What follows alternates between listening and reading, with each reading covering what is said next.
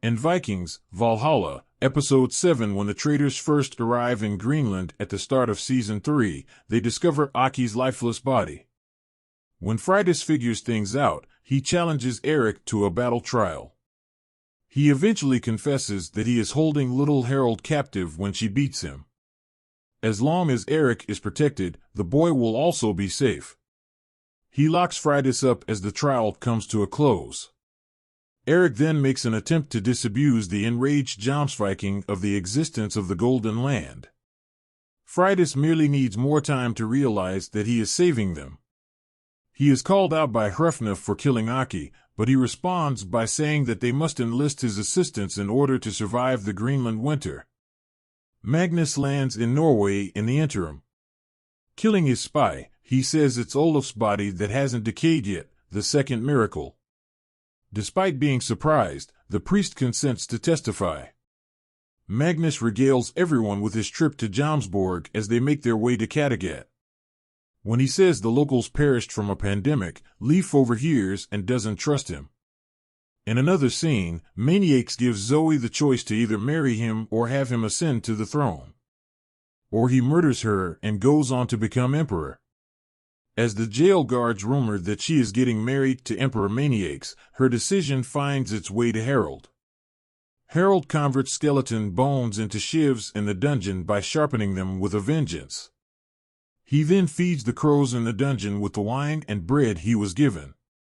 He attaches more bread to their feet once they're drunk. Regarding Steiger, he discovers that little Harold is with the northern Kalalit village and persuades Eric's wife to assist. She releases Freydis to locate a ship and a captain as he departs to save the child. Sneaking aboard the trader's ship, Freydis makes a deal with them to return her to Kattegat. Everyone celebrates with a massive feast at Kattegat. To no avail, Leif persists in his attempts to uncover the truth from Magnus. Then, in order to boldly unveil his succession plan, Canute enlists Leif's assistance. Leif remarks that the English king needs to be wise and powerful. Harefoot and Edward charge into a duel. Emma intervenes to stop them, but young Hardrada takes center stage. He says he just cares for Norway, so he will leave Sven alone. Then he will permit Harefoot to murder Alfred and Edward. And since Hardrada has the greatest army, he will rule as king.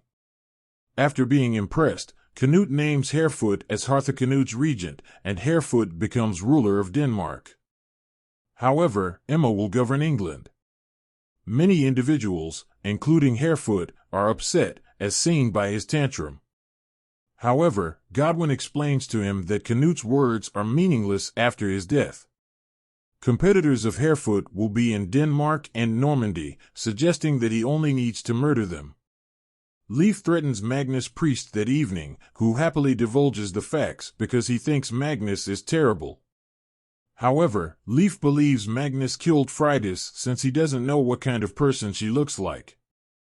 However, his retaliation is postponed as the priest reveals that Magnus has already departed for the north in order to enlist the Jarl's assistance in capturing Norway. Everyone gets ready to leave in the morning. Canute tells Harefoot that he will learn how to rule by serving as a regent. Elfjafu is likewise granted permission by the Viking king to return to Mercia, but she declines because Sven is her home. Emma swears to Edward that he will succeed her as King of England. Godwin tells Elfjafu of Magnus' ambitions and they agree to a truce. Finally, Harold appears. The crows return to their nests in the palace and light it on fire after he puts the linked pieces of bread on fire. Harold uses the shiv to pick his lock